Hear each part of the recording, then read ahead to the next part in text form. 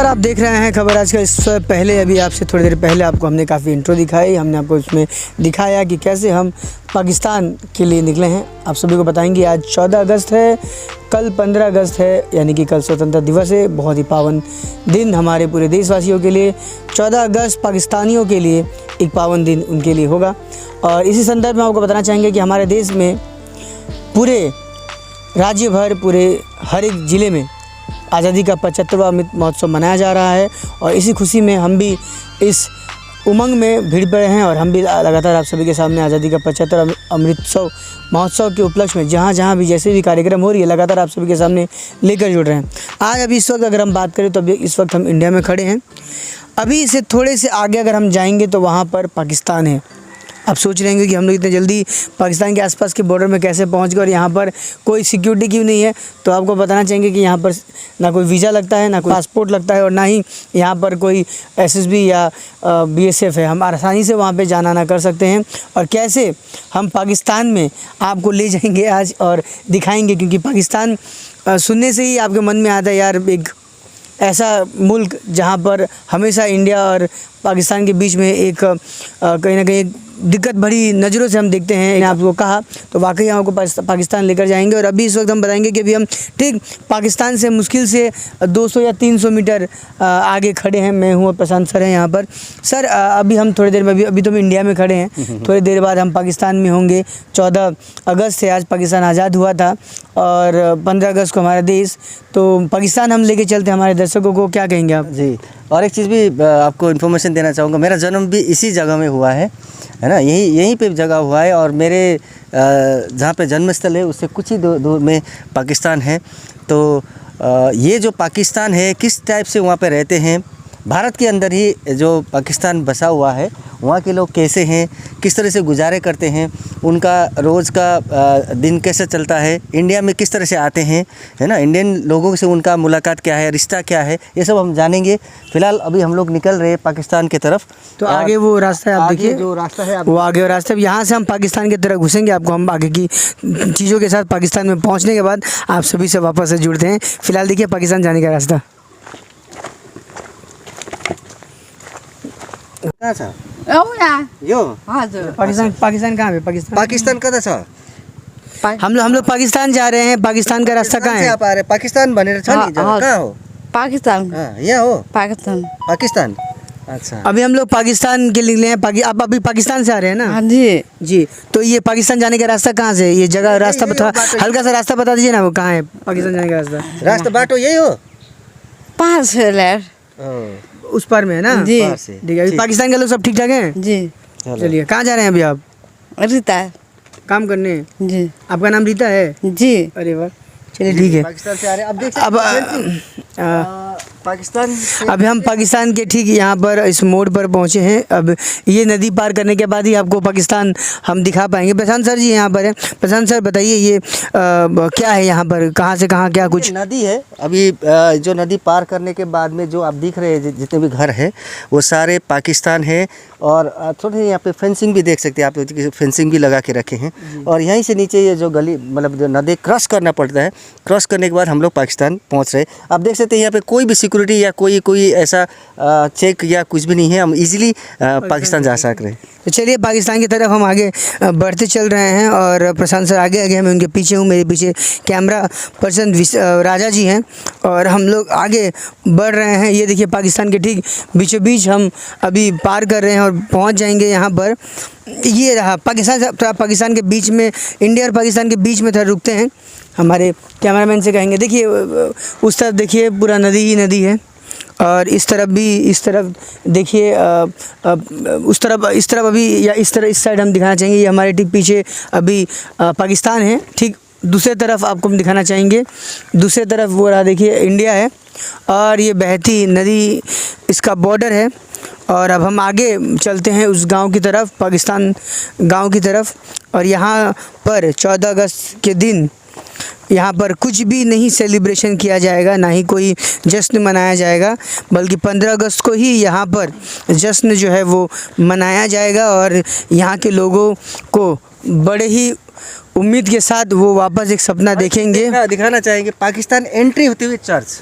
देखिए चर्च जो है यहाँ पे हमारी जब एंट्री हुई पाकिस्तान में, तो आपको यहाँ पे दिखाया गया है जो एक टीन यानी कि जो बैम्बू से जो बाउंड्री किया हुआ एक चर्च है।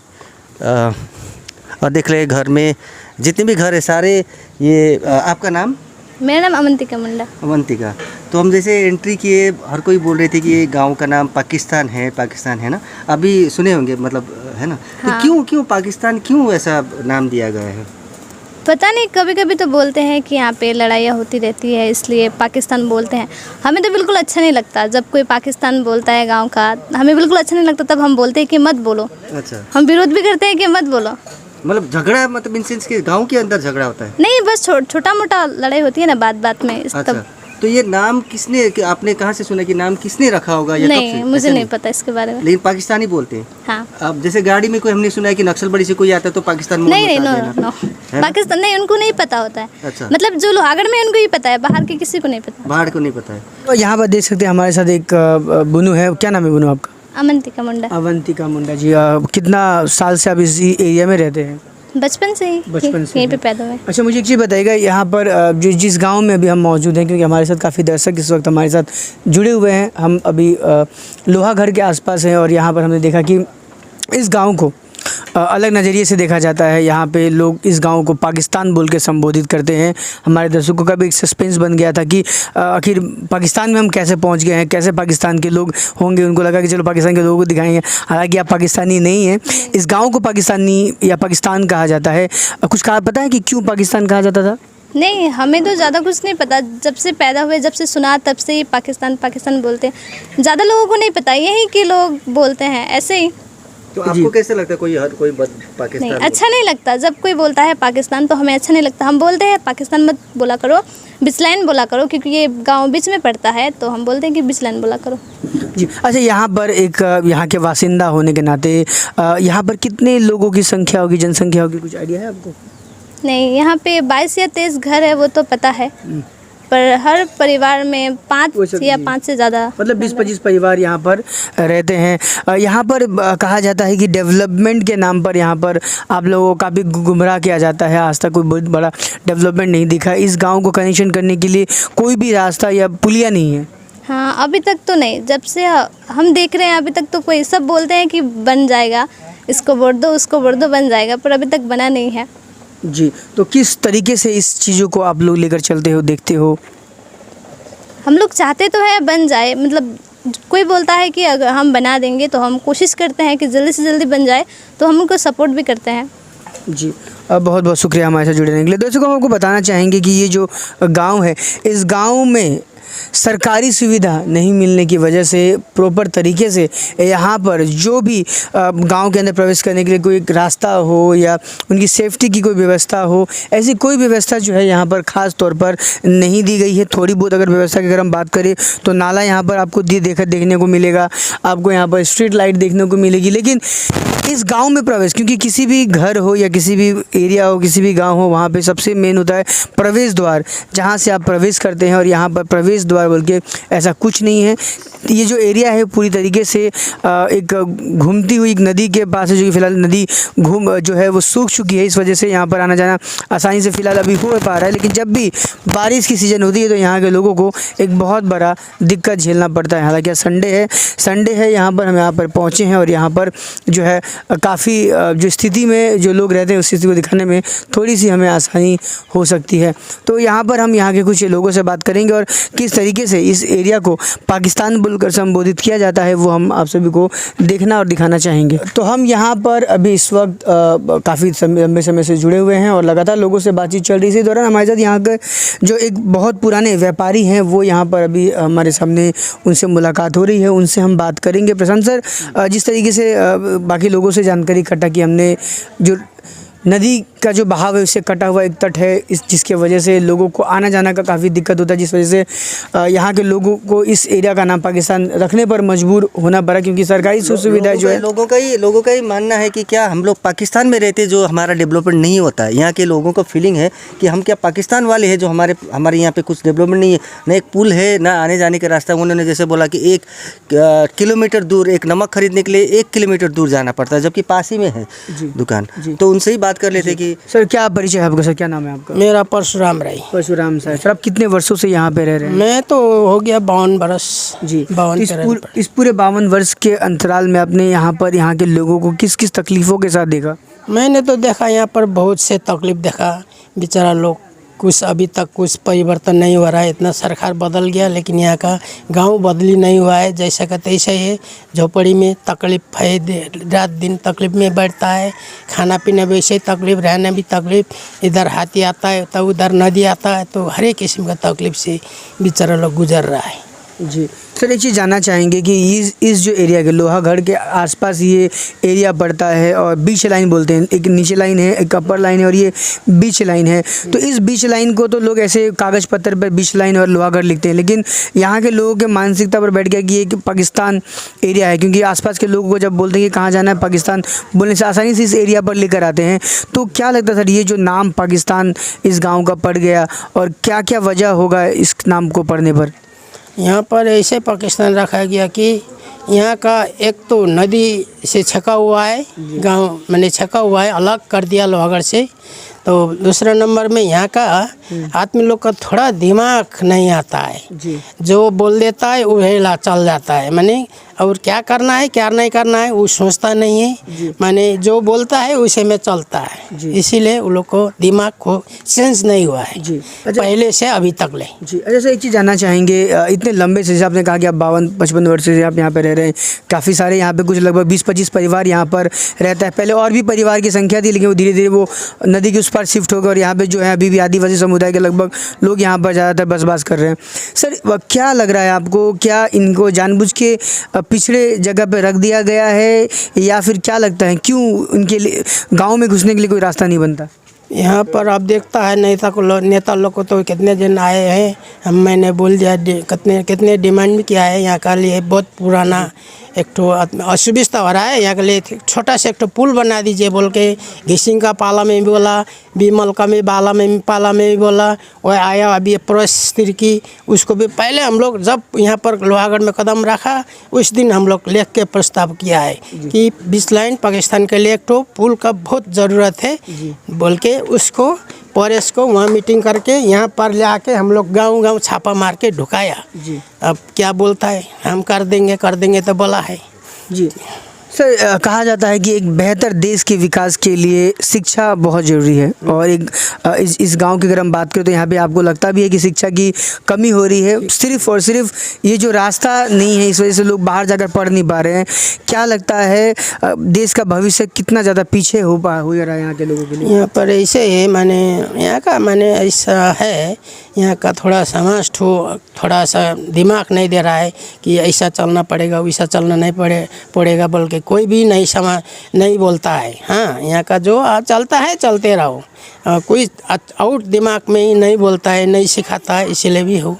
अगर यहाँ पर रास्ता भी ऐसे ही है, जगह भी ऐसे ही है। कितना ज़रूरी है, अभी तक तो नहीं हुआ, लगभग 30-35 वर्षों से जो चीज़ नहीं हुआ, क्या लगता है अब कितना ज़रूरी हो गया है आप लोगों का डिमांड करना या यहाँ पर आकर वो व्यवस्था बना? और ये जो पाकिस्तान नाम का एक टैग लग चुका है इस छोटे से ही क्षेत्र में, तो वो दूर होने का यहाँ पर अब क्या करें, अब दूर होने ये पाली जब हम प्रस्ताव राष्ट्र स्टेप दिया है, ये पाली यदि पुल नहीं होगा जीवन में हम लोग वोट नहीं देंगे, बाइकआउट कर देंगे बोल के हम लोग प्रस्ताव किया है।